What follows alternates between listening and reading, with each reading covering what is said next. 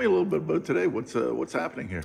Well, today is the Saturday, December the 9th, and we're having a workshop with Dr. Andrew McCready, who's the bell player at Parliament Hill in Ottawa. And she's come to help us relaunch our bells, our chimes that were installed to celebrate the 50th anniversary of this church. So the bells were installed in 1904, 1905 to celebrate the 50th anniversary of the new church of St. Peter. And now we're 120 years later, after our bell tower, preparing for a recital on Sunday at 3:30, where Andrea's going to play about 15 minutes from 3:30 to 3:45 and relaunch the bells for the people of Cobourg. What's it like to hear that those bells ring once again? You know what?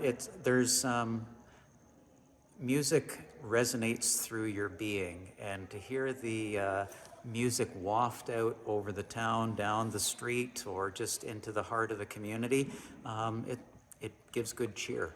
And so I think we're wanting to just let that grace and goodness and music flow from our community into the town to lift it up, to turn people's, as they say, frowns upside down, or just even let the beauty of the season drift out from wherever people are into their midst. So tell me about, it's a treasure to have her here.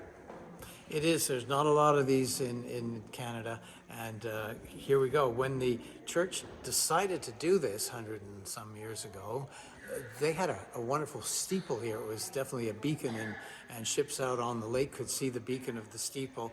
But just as they've now had to strengthen things and do repairs because of the weight of the bells, back then they had to make a decision. If you want bells in that tower, you're going to have to get rid of your steeple. You don't have the strength to support the weight of both. So here we are dealing with the same issue, getting things strong enough to keep ringing the bells, and they've been silent for 5 years. So it's great to have this here. I have been up, it's quite a climb to get up into those bells. Pretty narrow squeezing and so on, but it's really quite something. These are not little handbells you can pick up with a guy or two. These are big babies, and the biggest one of all, well, I mean, it's 2,000 kilos or something, 2 tons. It's heavy, and when it's doing its moving around up there, you know, things are moving and rocking there. But wow, nothing. So I just walked down the street to hear this. I couldn't believe it. The way this carries across the town is just something else. And I'm so glad that here we are again after 5 years of silence, making music. Last question. She has great credentials. Talk a little bit about the credentials she carries with her. Well, our recitalist for tomorrow is actually a general practitioner, medical doctor, and she studied at McGill in the 70s, I believe, and played at the oratory at St. Joseph's, and has had this as a passion of hers. So she retired from family medicine and became the first non-Canadian citizen to take the post as the bell player at Parliament Hill, and it's called the Dominion Carol Honour. And so she has this fantastic repertoire and is great at teaching. So we're having a bell ringer workshop today. We're having a junior bell ringer workshop. We've got a junior choir here that has kids from 6 to 12 that are interested in music and are going to be learning how to play. And so we ask the town of Cobourg to be patient with us as we do have practicing as well as performances unfolding. And as we get a little bit more established in this, we will post our practice times and our playing times so that people know when to sort of sit and listen, or when they might just actually hear a few flat notes as people work out the hand positions. But there's these, as you will have shown your people on the videos, they look like wheelbarrow handles, and each of the notes is connected to a 40-foot control arm that goes up to chains in the tower, because the bells are about 40 feet above where the people are playing in the chime room. So it's a good physical workout, and if any people are interested in being part of our tower team, contact the church, talk to me. We're looking at getting this active and up and running, and we're also looking for volunteers that love music. So come and join us. We'd love to have you. Sorry, tell us about your background, because it's an amazing background of the story.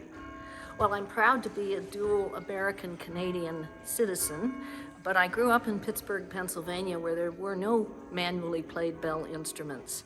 I didn't encounter one until I was an undergraduate at Trinity College in Hartford, Connecticut, and got involved with a student club that played the carillon in the college chapel.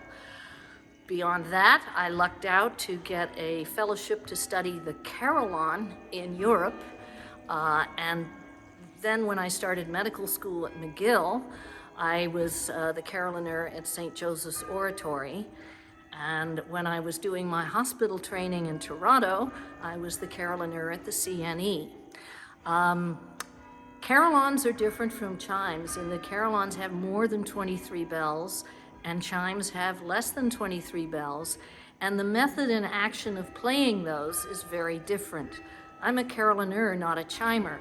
But since the Peace Tower carillon is silent now, I'm getting totally enthralled with becoming acquainted with so many other bell instruments across Canada and across Ontario, especially church chimes like St. Peter's. I was delighted to play a coronation recital in May at St. John's in Peterborough, and then was referred down here because St. Peter's is redoing its tower. And that was when I first visited here was in July, and Father Matt and I climbed around the tower to just discover what was up here. And then he invited me back this weekend to make it sing for this weekend, give some workshops, and play for the special visit by the Primate of Canada for the Advent Evensong. And you're the, if I get this right, forgive me, carillonneur for the Parliament Hill. I have the rather archaic title of the Dominion Carillonneur of Canada. You could translate that as the National Carillonneur of Canada, and my home tower and my primary tower is the Peace Tower of Parliament Hill, but it's currently silent because it's under restoration. How long have you been that? I started there, I played guest recitals beforehand, but in 2008, so I've been there 15 years now. What's it like? It's an open question, but I mean, everybody that's been to Ottawa has heard it, and I've heard it many times. Ottawa's one of my favorite cities in Canada, but I mean, talk about, it must be beautiful to play. It is a thrill, and it's kind of scary because it's a big responsibility. It's a national symbol. It's also an amazingly gorgeous carillon instrument with a wonderful voice. And so I miss that voice, and I can't wait till it's back. Talk about St. Peter's now. How are they? How are these bells? How are these chimes? Actually, I'm enjoying this weekend because when I was here in July, I could barely test them out. And now that I hear the voice, it's far better than I expected. The foundry that made these bells over 100 years ago was in New York, and they didn't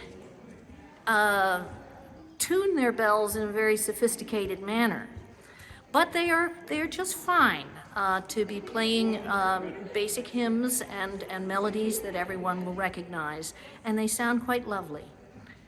Last question, because I know people are waiting. Is it a workout? It looks like it's a workout.